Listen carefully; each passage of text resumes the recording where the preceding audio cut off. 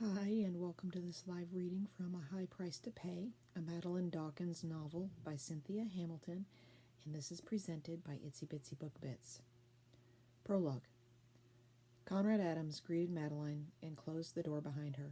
She hadn't been in the DA's office for 3 years, but the memories of the time spent there enveloped her like a vapor. She felt lightheaded and sick to her stomach and had to fight the urge to flee. "I'm guessing you didn't call me here to talk over old times," Madeline quipped nervously, returning the DA's hesitant smile with a tentative one of her own. "I'm sorry, but I wanted you to hear about this from me, and the phone just didn't seem appropriate." Madeline felt the sting of perspiration under her arms and wished she had brought Mike along for moral support.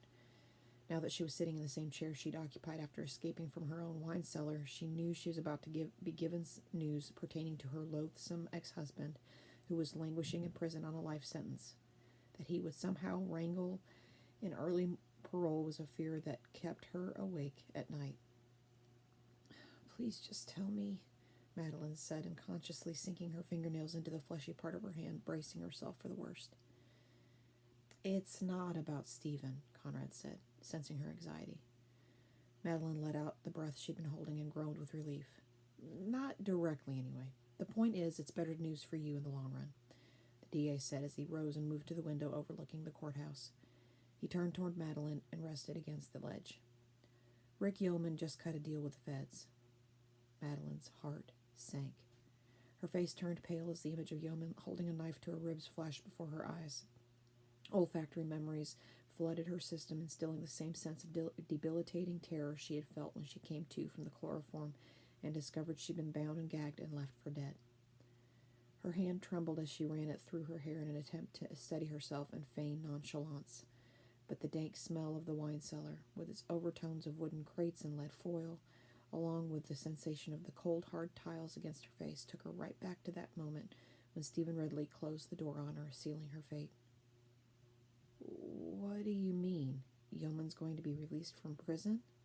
she asked in a voice she scarcely recognized. "Next week." Conrad Adams poured a glass of water from a carafe and set it in front of her. He knew the look on her face. He'd seen it the afternoon she nearly collapsed in his office, battered and dirty, with bloody ligature marks on her wrists and ankles. He sighed as he sat down at his desk. He served up Lionel Usherwood on a platter, giving them new evidence that ties him to 3 other homicides, one of which also implicates Stephen. It all checked out. "So they're just going to let him walk?" Madeline rasped, holding her fist to her mouth to keep from crying. "He'll be on parole for 5 years, which means he'll have to meet with his parole officer once a week. And if Usherwood ever pops up, Yeoman will have to testify against him. He was originally holding out for the witness protection program, but his ex-boss doesn't rate high enough on the scum ladder to warrant a new identity and relocation. But after Yeoman's last stabbing, he figured his odds of survival were greater outside the big house. I guess he's more afraid of your ex than he is of Usherwood, who, for all we know, is either dead or living on the other side of the world now. According to his sentence, Rick wasn't even eligible for parole for another 5 years," Madeline said, her agitation growing as the news sank in. "What about Bert's family? What about me? Don't we get to go before the parole board and voice our concerns?" Madeline argued, her hands still shaking as she reached for the glass of water. Conrad shrugged apologetically. "It's out of my control, I'm afraid. I did petition the state to release him in the Sacramento area, keeping him close to the prison and the state parole agent, but even that was shot down." "You don't mean he's coming back to Santa Barbara?" Madeline asked incredulously. The look on Conrad Adams' face gave her the answer. "I made sure he was restricted to North County." Madeline's hand shook as she took a sip of water.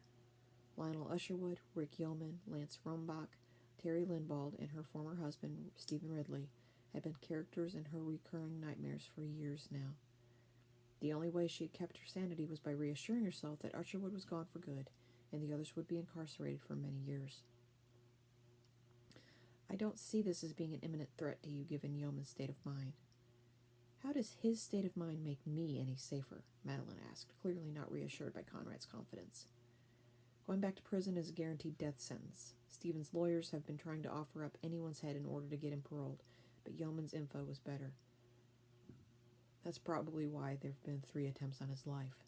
Stephen didn't have a chance at any kind of deal with the dirt Yeoman has on him." What about Usherwood? If he's out there, won't Yeoman have another target on his back? It didn't take long for the double threat to her safety to hit home. Conrad pursed his lips. He understood the Fed's logic of throwing the rat to the cat. What did he care if they sacrificed Yeoman for a chance to draw Usherwood out?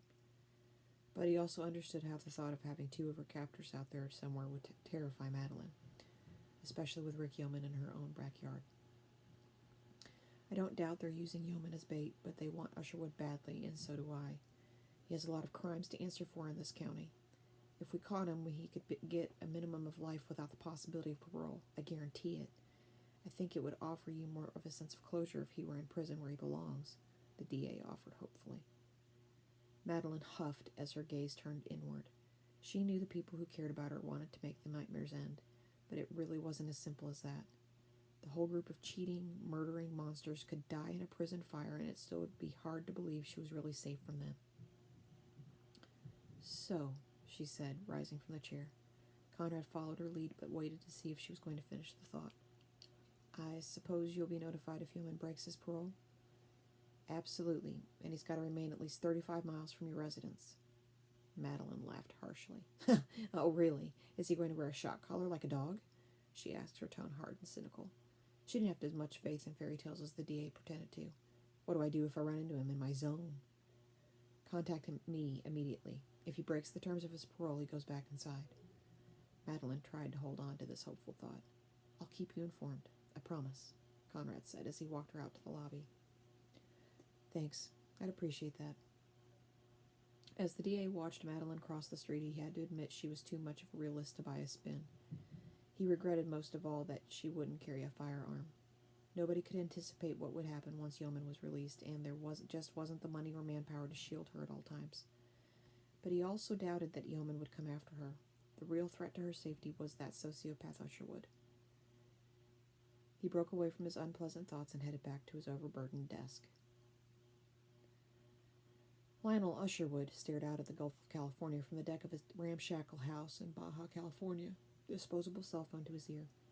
He listened without saying a word as the caller gave him the news he'd been expecting.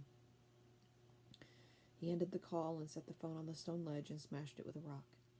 He gathered up the pieces and dropped them down a cistern, watching them sink to the bottom. After 3 years of lying low, living off the proceeds of various illegal enterprises, it was time to take care of the past. He walked up the dirt path to the shed his German lady friend had converted to an art studio. Erica glanced over at him and returned to her work. Usherwood leaned against the doorway and watched as she smeared cobalt blue paint across the canvas with a palette knife. Usherwood had never had the slightest inclination towards sentimentality, a trait he had in common with Erica. He'd had countless one-night stands, but she was the first woman he'd ever lived with. As he regarded her, he wondered if he'd ever see her again. He figured it probably wouldn't matter to him one way or the other. I've got to drive down to La Paz, he lied. Not that any excuse was necessary. They were both as independent as cats. Okay, Erica replied, her eyes not leaving the work in progress. Usherwood left the studio without another word. He went back to the house to pack. Most of what he would need he'd buy once he crossed the border at Mexicali. He put a few personal items in a small duffel bag, then pushed aside the armoire to access his stash. He took out his pocket knife and pried the 12-inch Saltillo floor tile loose. He removed 4 packs of $50 $100 bills and a second forged passport and spread them out in the false bottom of his bag, then restored the tile and moved the armoire back. He activated a new disposable phone before leaving the house, then headed out to the old Renault. By this time tomorrow, he'd be in Santa Maria, California. He shifted into neutral to let the car ease down the steep, rutted road, then started the engine on the fly. Chapter 1. Madeline hung her freshly framed private investigator's license next to Mike's and stepped back. 3 long years of training and preparation had gone into obtaining these certificates. Over 6,000 hours of fielding Russell Barnett's less than glamorous assignments, some tedious, some unsavory, a few harrowing. As they stood there marveling at the fruit of their labors, broad smiles spread across their faces. After briefly savoring the moment, Madeline checked her enthusiasm. She was not comfortable letting anyone know just how important this milestone was for her. She abruptly turned away from the wall and crossed through the doorway to her side of the combined office suites. Hey, come back, Mike said, a look of disappointment unseating his former euphoria. You haven't checked out our website yet. I can't right now. I've got too much on my mind, Madeline said, her face averted while she reviewed her agenda for the day on Lauren's computer. She was experiencing a sudden urge of conflicting emotions that reached this seemingly unattainable goal had produced. She was on the verge of crying, and she couldn't understand why. Oh, come on. It'll only take a minute, Mike chided her, frustrated by her lack of esprit de corps. I spent a lot of time and effort on the site. The least you could do is take a look at it. Madeline silently berated herself. There was no accounting for her reaction. She should be ecstatic with her achievements. She had run herself ragged the last 3 years, working full-time for Russell and still managing to forge a successful event planning business. She had a lot to be proud of, and she deserved to take a bow and enjoy her accomplishments before entering the next phase in her life. But the truth be told, she was scared. Filling every waking moment with work and classes was the only way she had managed to hold on to her sanity. She still had plenty on her plate with current affairs, but she was coming to the conclusion of 2 major events, both of which consumed a great deal of her time for the better part of a year. With those gone, along with Russell's assignments, what was she going to do with herself? The thought of having room of personal reflection scared the hell out of her. Plus, there was Rick Yeoman's imminent release from Folsom State Prison. She hadn't even told Mike about that yet. She was uneasy enough without him coming unglued for her sake. She'd been so busy she hadn't given it much thought until now, except in her dreams. I want to see, Lauren called out to Mike. Madeline coughed away the catch in her throat and tried to adjust her attitude. I just sent you the link, Mike said. See if you can get your grumpy boss to check it out, too, he added, his tone petulant. Madeline let out a wheezy snort and looked over Lauren's shoulder as her assistant pulled up the site. MD Private Investigators, Lauren intoned, her voice filled with pride and delight. I still think we should have your photo on here, too, she said, looking up at Madeline, who was watching as Lauren navigated the website. No thanks. One of us has to maintain a low profile, Madeline replied as she picked up her ringing cell phone. Let it go to voicemail, Mike said as he joined the huddle. Madeline checked the caller ID and groaned. I have to take this, she said, bracing herself for another conversation with Sherry Alexander. Hi, Sherry. What's up? Madeline walked into her private office, taking a large sip of coffee to fortify herself. It's almost over, Lauren said to Mike, as the latter watched with consternation as his partner disappeared from view. Can't be soon enough to suit me. I know, but at least we're making a killing on this one, Lauren said, hand automatically reaching for the phone on the first ring. It's coming in on line 3, she said, looking up at Mike in astonishment.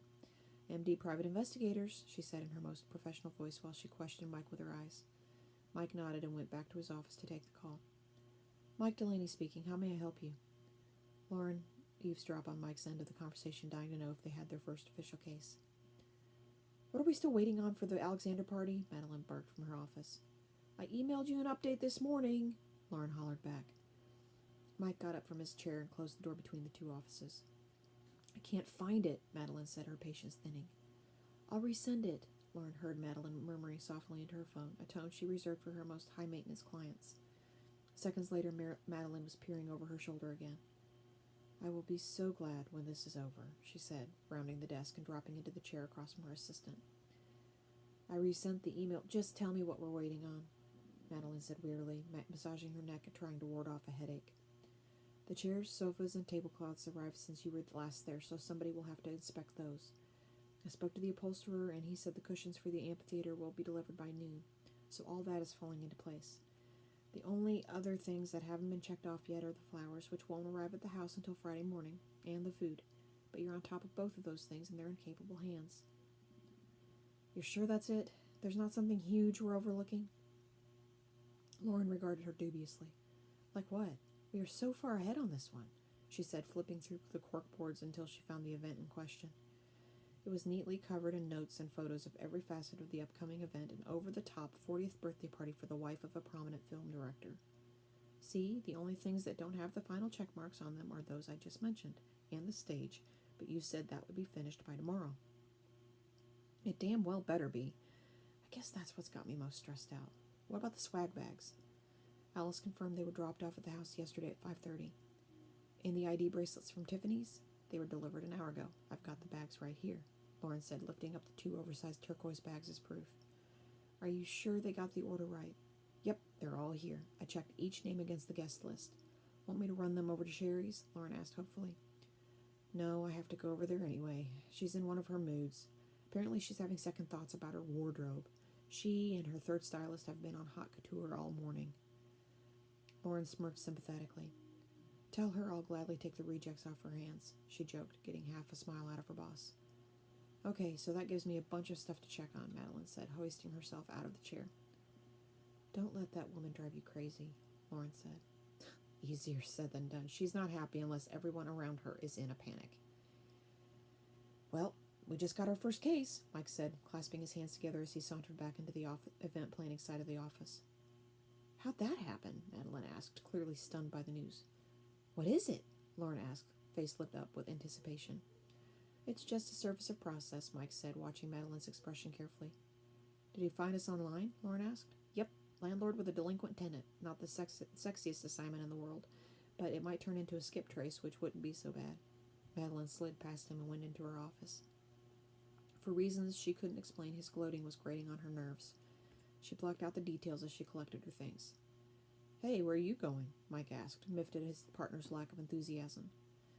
To Little Hollywood, where else? Madeline replied as she slipped on her sunglasses and picked up the Tiffany bags. Want to go out and celebrate tonight? Mike whispered to Madeline. We have class tonight, she reminded him. It was not the answer Mike was looking for. We could skip it this once. Madeline shot that down with a shake of her head. I need it. I've got a lot of pent-up frustrations to take out on somebody, she said, moving toward the door. Wait, Lauren called out. Might as well take the place cards with you, she said, handing Madeline a cardboard box that had been delivered by the engravers. Oh, thanks, she said, shifting her load so she could peer at the contents. 24-karat gold leaf, she said for Mike's benefit as he leaned over to have a look. He shook his head disdainfully. Someone is in for a big letdown, he said as Madeline exited the office. It troubled him that he didn't know which woman was going to take it the hardest, the birthday girl or Madeline. Something told him they were both in for an emotional hangover.